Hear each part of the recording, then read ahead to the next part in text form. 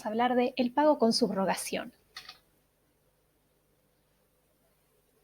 Vamos a comenzar diciendo acerca del aspecto terminológico que hemos utilizado la palabra subrogación y sus derivados en diferentes situaciones. Es una palabra que tanto en el ámbito técnico como en el lenguaje vulgar denota una significación que implica sustituir o reemplazar una persona o una cosa por otra. En este sentido, ya hablamos de la acción subrogatoria, que se daba cuando un acreedor reemplazaba a su deudor en el ejercicio de derechos que éste mantenía inactivos.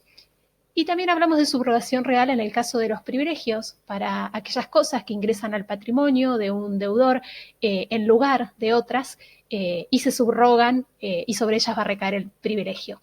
En este caso estamos hablando del pago con subrogación, en el sentido de que va a existir una persona que va a reemplazar a uno de los sujetos originarios de la obligación. Vamos a ver, hay pago con subrogación cuando la prestación de una obligación, ¿sí? Imaginemos un sujeto deudor, acreedor y prestación, como ya estudiamos, es satisfecha por un tercero, es decir, una persona que no es el deudor va a satisfacer esa prestación. Por esa vía se desinteresa al acreedor, ¿sí? Pero este tercero que viene a pagar o a cumplir la prestación va a tomar la posición jurídica, de ahí es que hablemos de una subrogación, y va a sustituir al acreedor en su rol de acreedor de esa obligación, ¿no es cierto? Entonces va a tener como resultado que va a poder ejercer los derechos, acciones y garantías contra el deudor, siempre con el límite en lo desembolsado. Esta es una institución verdaderamente compleja para explicarla desde el punto de vista conceptual o técnico, ya que nos vamos a tener que forzar en conjugar dos ideas diferentes. Una, la de pago, que necesariamente implica la extinción de la obligación, pero ya vamos a ver que acá esa extinción es bastante relativa. Y otra, la de subrogación, que significa justamente sustituir una persona por otra. De esta manera lo que se produce acá es un desdoblamiento de esta relación en, por una parte, su extinción y por otra parte su subsistencia, que aparentemente parece contradictorio, pero ya vamos a ver que por los fundamentos y la utilidad de esta figura es una figura que ha sido receptada. Entonces, ¿qué es lo que va a pasar acá? El tercero va a pagar una deuda que no es propia, ¿sí? En pantalla tenemos los tres sujetos. Al pagar esa deuda que no es propia, lo que va a hacer es tomar el lugar que tenía el acreedor en esa deuda originariamente, que no le era propia, y de esa manera desplazar al acreedor que queda desinteresado. Esta situación va a implicar que ese tercero va a adquirir los derechos que tenía el acreedor. ¿Y por qué? Porque en efecto el acreedor, como quedó desinteresado, queda desvinculado de esta relación obligacional porque vio satisfecho su interés, porque cobró su crédito, porque ya no tiene más nada que reclamar y, entre comillas, se va a producir una nueva relación o en realidad el tercero va a venir a ocupar el lugar del acreedor en esa relación que ya existía entre acreedor y deudor. Lo que tenemos que tener bien presente al analizar tanto el concepto como los efectos de esta figura es que el tercero ocupa el lugar del acreedor. No nace una nueva obligación, sino simplemente ese tercero toma el lugar del acreedor en la situación exacta en la que estaba ese acreedor. Y esto va a tener que ver con los efectos, ¿sí? Toma ese lugar en una obligación que ya tenía vida, que ya había nacido, que ya es existente y que tendrá la causa que tendrá, ¿sí? Pero el tercero que paga toma ese lugar en esas circunstancias. Respecto a la naturaleza jurídica de esta institución, bueno, es también discutida en la doctrina, ¿sí? Alguna doctrina se refirió a que en realidad es una ficción legal, bueno, postura completamente criticada, porque recurrir a explicar una realidad como si fuera una ficción, en realidad nada nos responde. Para otra doctrina acá existe una cesión de créditos o de derechos o de acciones, ya vamos a ver que es una figura distinta de la cesión de derechos tal y como la concebimos hoy en día, porque puede darse incluso sin cesión expresa. Otra doctrina nos habla, bueno, esto es un pago sui generis, ¿sí? Es un pago pero con algún efecto relativo, porque es un pago que cancela respecto del acreedor, lo saca de la relación, pero respecto del deudor la deuda sigue vigente. También posición criticada, porque lo que se dice es que deuda y crédito se extinguen al mismo tiempo, que es imposible desdoblarlos, que son las dos caras de una misma situación. Jambias nos dice, esto es un instituto complejo y dual, ¿sí? Es un instituto que se recepta, ¿por qué? Porque está impuesto por las necesidades de la práctica, ¿sí? Nosotros lo podemos analizar con lo que es lo académico, desde el análisis científico, y tal vez no le encontremos una explicación. Por eso, lo que tenemos que hacer es no tratar de encasillarla o pretender reducirla a alguna de las características que nosotros conocemos de nuestro esquema técnico. Lo mejor es concebirlo fluidamente tal y como es, ¿sí? Porque en efecto es una situación que en la práctica resulta atendible, resulta valorable y resulta de utilidad. Por eso Jambias nos dice que en este instituto lo que hay es un fenómeno complejo que tiene dos ideas distintas, como adelantábamos. La idea de pago, pero también la idea de desdoblamiento de esa relación jurídica. Y en ese desdoblamiento lo que va a pasar es que se va a extinguir el crédito, ¿sí? El derecho respecto del acreedor, que queda desinteresado, es decir, el acreedor cobró y ya más nada tiene que reclamar, ni ninguna relación tiene en esta, ni ningún rol tiene en esta obligación, pero no se extingue la deuda vista desde el lado del deudor, que subsiste.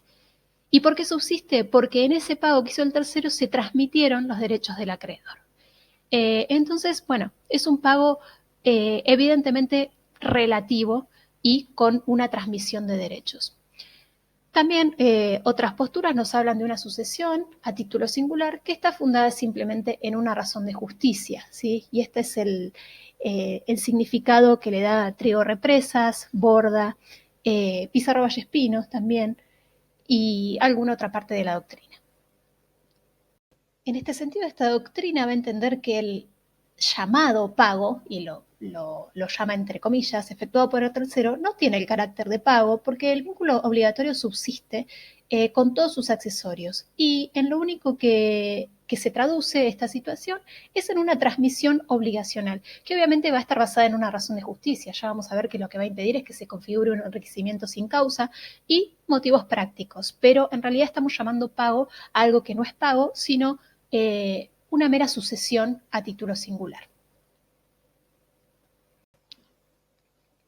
La doctrina nos explica también cuáles son los requisitos para que se dé este pago por subrogación. Las enumeraciones que realizan los diversos autores difieren en algunas cuestiones, pero vamos a las principales, ¿sí? ¿Qué tiene que pasar para que estemos ante un pago con subrogación? Bueno, lo primero que tiene que pasar es que un tercero cumpla con la prestación, es decir, esto excluye obviamente el cumplimiento por parte del deudor.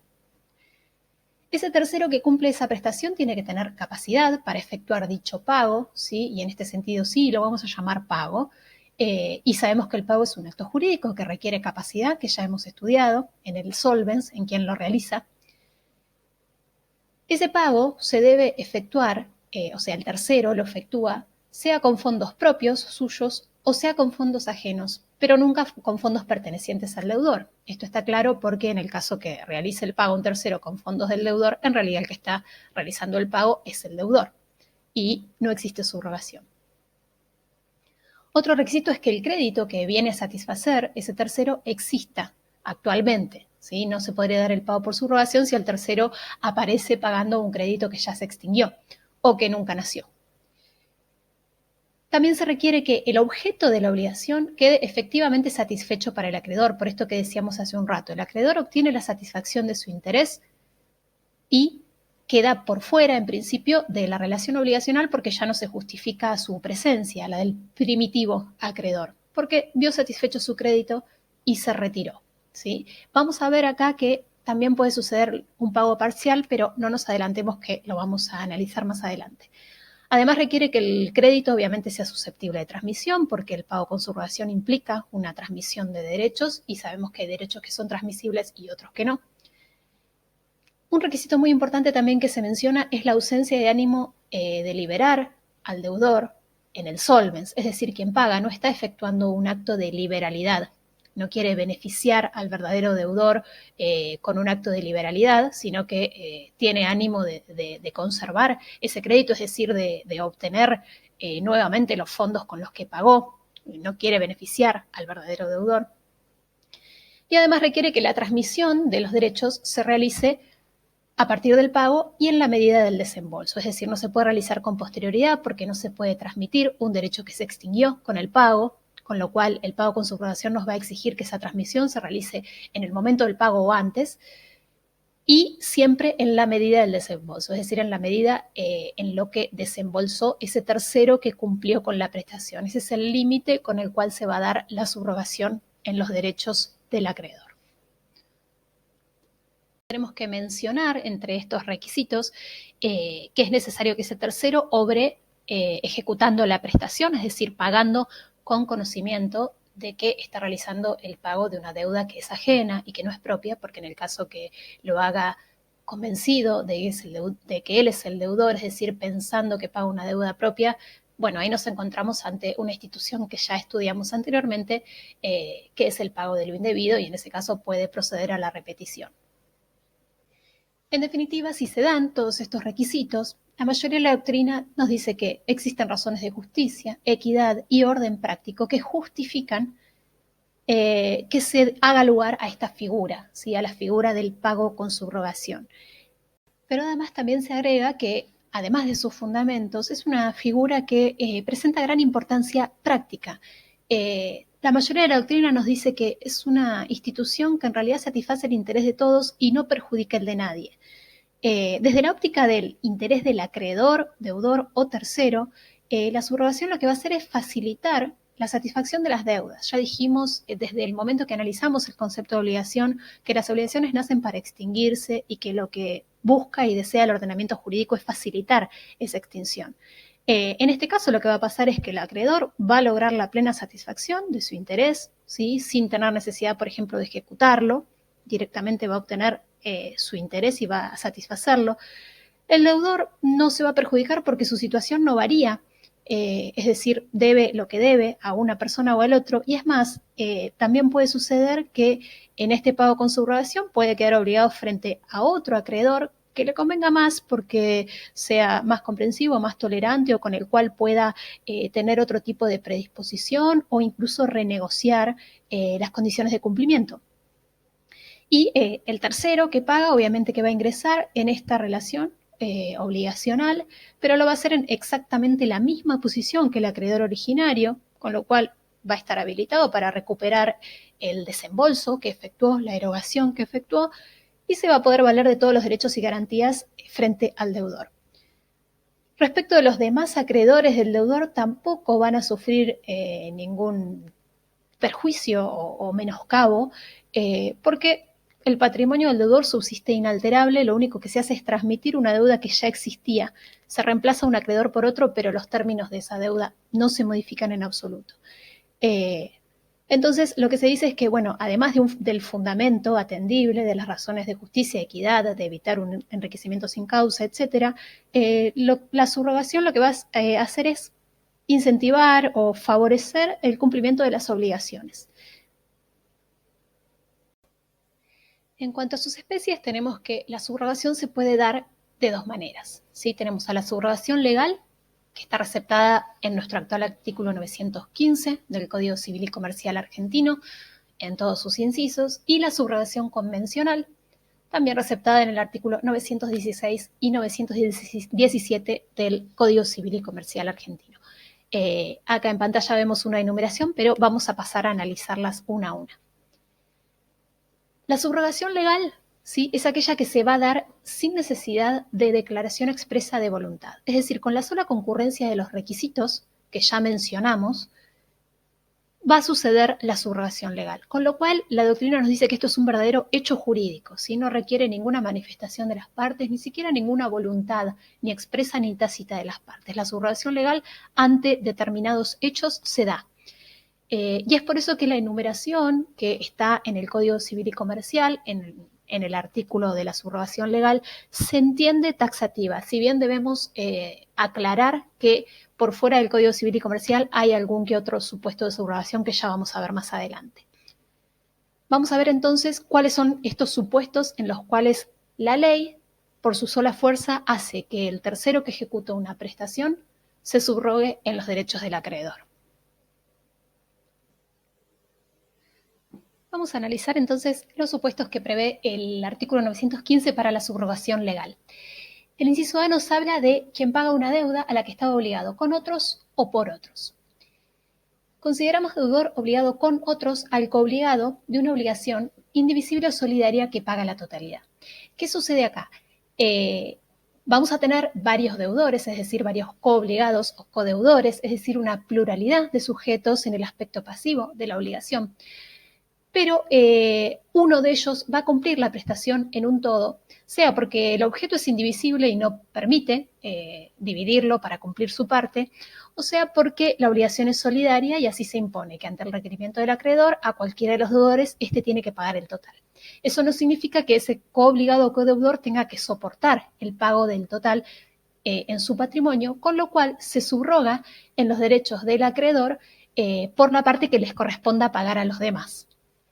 En el caso del codeudor de una obligación simplemente mancomunada, divisible, que bien podría pagar solamente su parte, también se entiende, o parte de la doctrina entiende, que se va a subrogar los derechos del acreedor si paga por demás o la totalidad, sabiendo que está asumiendo el pago de una deuda que le es ajena. Esto en virtud del artículo 810, inciso A. Y vamos a considerar deudores obligados por otros al fiador simple, al cofiador y a un sujeto a una persona que se encuentre sujeta a una cláusula penal a la cual se haya sujetado para garantizar la deuda de otro. En este caso, cuando el fiador cumple con la prestación ante el incumplimiento de la deuda por parte del deudor principal, siempre que sea un fiador simple, o un cofiador que cumpla la obligación accesoria en exceso de la parte que le corresponda, se van a subrogar en los derechos de ese acreedor, ¿no es cierto?, por esa deuda que pagan.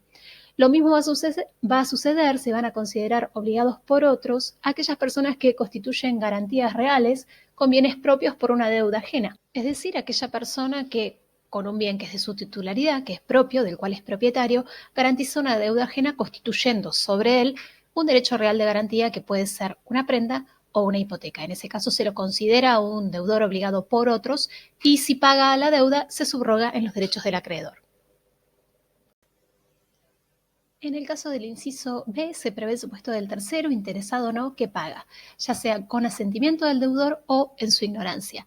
Esto tiene varios requisitos y surgen del inciso, que es que quien paga sea un tercero, interesado o no. Ya sabemos que la diferencia entre terceros interesados o no interesados se va a dar por la posibilidad de sufrir un perjuicio en su propio patrimonio ante el incumplimiento. Lo que se requiere es conciencia de estar pagando en ese carácter, es decir, de que se está pagando una deuda ajena, porque quien paga creyéndose deudor, en todo caso estamos ante un supuesto de repetibilidad por pago indebido. Es indiferente que este tercero obre a nombre propio o del deudor, o sea, realice ese pago a nombre propio o del deudor, se subroga de todas maneras, y se excluye de este inciso el pago con oposición del deudor, que es el que vamos a tratar en el inciso siguiente. El tercero interesado puede pagar aún con la oposición del deudor y subrogarse. Es el caso del inciso C, que nos habla de que se va a subrogar en los derechos del acreedor el tercero interesado que paga aún con la oposición del deudor. Se refiere solamente a terceros interesados, por lo cual dejamos por fuera al caso de terceros no interesados que pagan con oposición del deudor, que son aquellos que van a tener en todo caso la actio in reverso, que es la acción residual por enriquecimiento sin causa, pero no se van a subrogar en los derechos del acreedor. Y el hecho de que el tercero interesado que paga con oposición del deudor se pueda subrogar en los derechos del acreedor se justifica en la presencia del ius solvendi y justamente también en el fundamento de que es un tercero que está interesado en el pago de la deuda porque su no pago le puede acarrear algún perjuicio. Entonces no se le niega la posibilidad de subrogarse en los derechos del acreedor.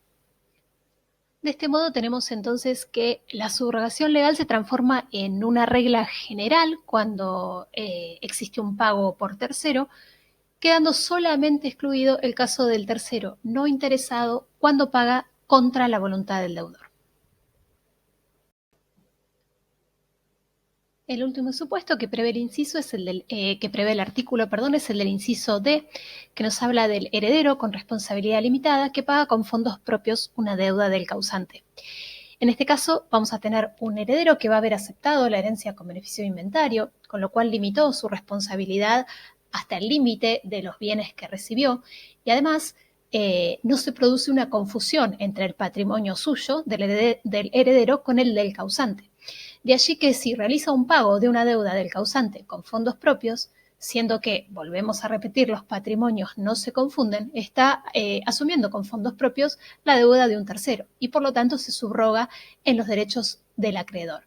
El concepto de deuda, pagar con fondos propios una deuda del causante, la mayoría de la doctrina dice que debe interpretarse en sentido amplio, incluyendo el pago de cargas de la sucesión, inclusive incluyendo el pago de legados, es decir, un heredero que asuma con sus propios fondos la cancelación de un legado, luego se subroga en los derechos de ese acreedor, es decir, del legatario. Otro caso de subrogación legal que está por fuera del Código Civil y Comercial lo encontramos en la Ley de Seguros, en su artículo 80.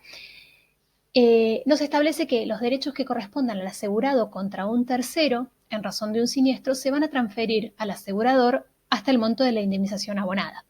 En este caso va a haber sucedido que el asegurador, en cumplimiento del contrato de seguro de responsabilidad civil, tiene que indemnizar a su asegurado, pero los daños y perjuicios habrán sido causados por un tercero.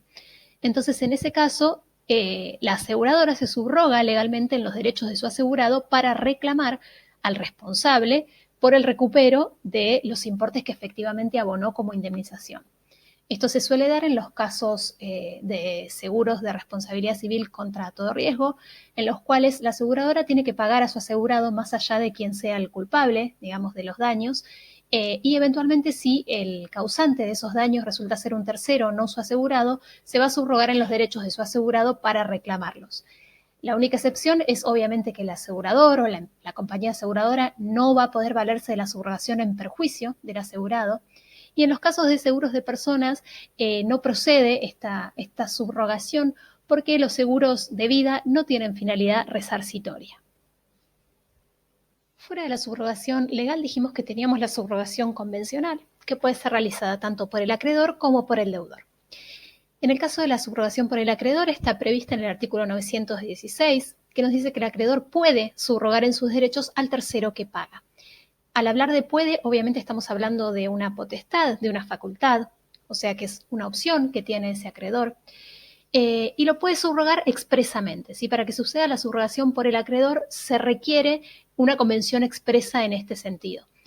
Esta convención tiene que estar realizada, por supuesto, con anterioridad al pago o en forma simultánea, ya que el acreedor no puede subrogar a nadie en su lugar por un derecho que ya se extinguió por el pago. Además, respecto de su forma, la mayoría de la doctrina sostiene que tiene que realizarse por escrito. En este sentido, Vélez, en el Código de Vélez se prevía que se le aplicaban las normas de la cesión de crédito. No es así en nuestro actual Código Civil y Comercial, pero lo cierto es que lo más frecuente y lo más conveniente es que se haga por escrito, sea en el recibo de pago o por instrumento separado. Sin embargo, no debemos dejar de mencionar que parte de la doctrina, al tratarse de una convención, le aplica las formas que rigen los contratos, en los cuales la regla es la libertad de formas. Para el caso de subrogación por el acreedor, es decir, que el acreedor expresamente y de manera facultativa subrogue al tercero en sus derechos, se requiere una notificación al deudor.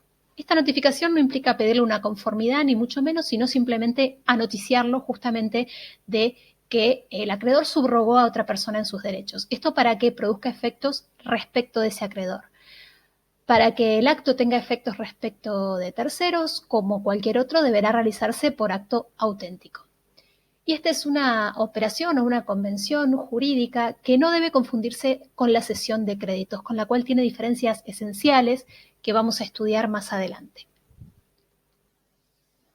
La subrogación convencional, por último, también puede tener lugar a instancias del deudor, la llamamos subrogación por el deudor, y se va a dar en el caso del deudor que paga a su acreedor la deuda, pero con fondos de terceros que le han prestado, que un tercero le ha prestado. Puede subrogar al prestamista, es decir, a quien le prestó el dinero, en los derechos de su acreedor originario, y para que esto suceda, la norma tiene requisitos.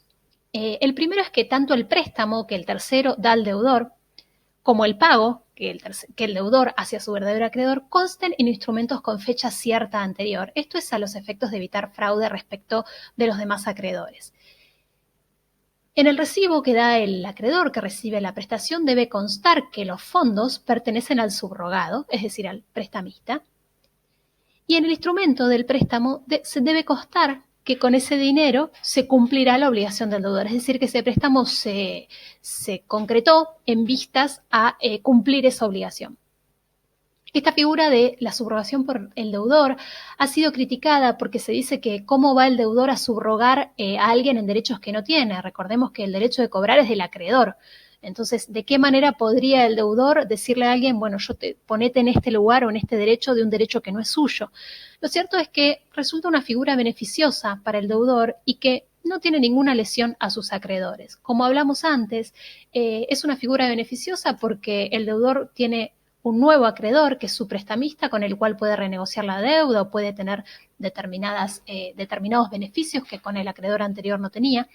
La lesión a los demás acreedores no se produce porque quien se subroga adquiere la deuda o toma el lugar del acreedor originario tal y como estaba, sin ninguna modificación ni ninguna extensión, con lo cual para los demás acreedores es exactamente lo mismo. Y respecto del acreedor primario, lo que le permite es cobrar su deuda sin tener que recurrir a la ejecución, ¿sí? Sino directamente él cobra su deuda, ve satisfecho su interés y nada mejor para ese acreedor que desentenderse de esa obligación, recibiendo la prestación que se le debe. Entonces es una figura que resulta beneficiosa más allá de alguna crítica que hace al sentido teórico. Esta subrogación por el deudor también requiere configuración expresa y, como decimos, requiere fecha cierta, constancia sobre la propiedad de los fondos y constancia en el préstamo acerca de que con ese dinero se va a cumplir la obligación del deudor. Bien, ¿cuáles son los efectos entonces del pago con subrogación, sea subrogación legal o convencional, por el deudor o por el acreedor? Podemos decir que el pago con subrogación produce la transmisión del crédito al subrogante. El subrogante se pone en el lugar, reemplaza al acreedor primitivo y recibe el crédito tal y como está. Esto incluye todos los derechos del antiguo acreedor, es decir, la totalidad de las prerrogativas, las facultades que sean propias de ese derecho de crédito. Entre ellos, por ejemplo, puede existir un privilegio, puede estar dando vueltas la garantía de evicción, puede incluir intereses, recibe el derecho tal y como está y en toda su extensión, en principio. Además de la mano de ese derecho, obviamente que van a venir todas las acciones que el antiguo acreedor tenía para proteger ese derecho, ¿no es cierto? Todo derecho siempre está tutelado por la posibilidad de ejercitar una acción para efectivizarlo, y esto se entiende en sentido amplio y comprende cualquier pretensión que hubiera correspondido al acreedor originario. Puede incluir la pretensión de promover una acción revocatoria, de articular una ejecución individual o colectiva, rescindir un contrato, etc. Y además se van a transmitir todos los accesorios del crédito, tales como garantías, sean personales o sean reales. Puede haber hipotecas, prendas, fianzas, derecho de retención, etcétera, y todo eso en principio se va a transmitir con el crédito. Existen limitaciones al principio general. Obviamente tenemos que dar por hecho por principios generales del derecho que no se transmiten el ejercicio de facultades que sean inherentes a la persona. Pero además tenemos límites en el artículo 919 y 920. El primer límite en el inciso A nos dice que el subrogado solo puede ejercer el derecho transferido hasta el valor de lo pagado. Esto no implica ninguna restricción, sino que es de toda razonabilidad, porque este es un instituto que está separado de cualquier intención especulativa. ¿Sí? Lo que va a tener el tercero que se subroga es derecho al recupero de lo efectivamente desembolsado. Esto también tiene que ver con el caso del pago parcial que ya vamos a ver. Y esta es una de las diferencias que vamos a ver en un rato que existen con la cesión de créditos. El inciso B nos dice que tratándose de una obligación que tenga sujeto plural, ¿se acuerdan que vimos el que está obligado con otros? El subrogante solo va a poder reclamar a los demás codeudores la parte que a cada uno de ellos corresponde cumplir, ¿no es cierto? Porque va a haber una persona que pagó de manera completa una obligación a la que estaba obligado con otros. Bueno, es probable que en ese total de lo que pagó también haya una parte que le correspondía asumir a él mismo. Entonces se va a subrogar en los derechos contra los demás en la medida en que a cada uno de ellos le corresponde cumplir. Y el inciso C nos dice que la subrogación convencional puede quedar limitada a ciertos derechos o acciones.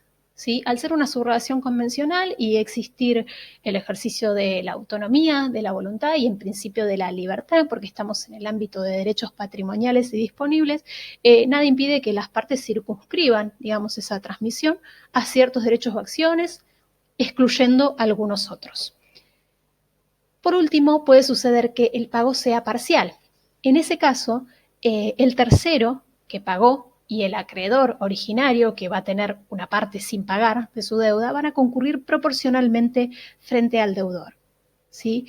En este caso, va a tener importancia, digamos, o este supuesto va a tener importancia en el caso de que exista insolvencia del deudor originario y concurra un tercero a pagar y pague solamente una parte. Bueno, el acreedor originario quedará equiparado o en la misma situación que el subrogante, cada uno por su parte.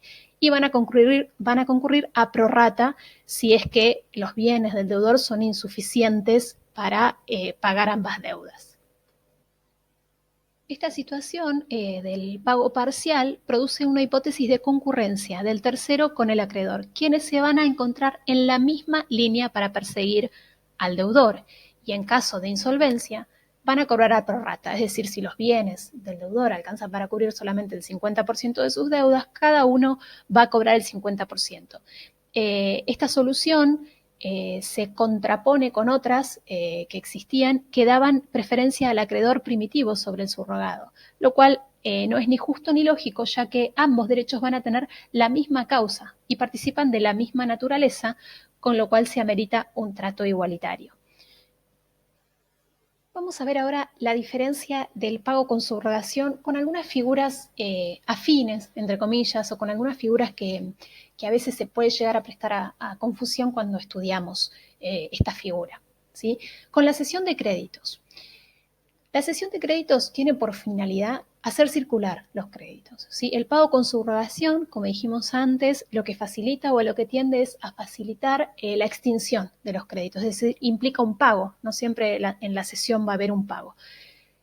Además, la cesión de créditos es un negocio que puede ser lucrativo. ¿Qué quiero decir con esto? Que el precio que se paga por la cesión de un crédito puede ser incluso menor a ese crédito.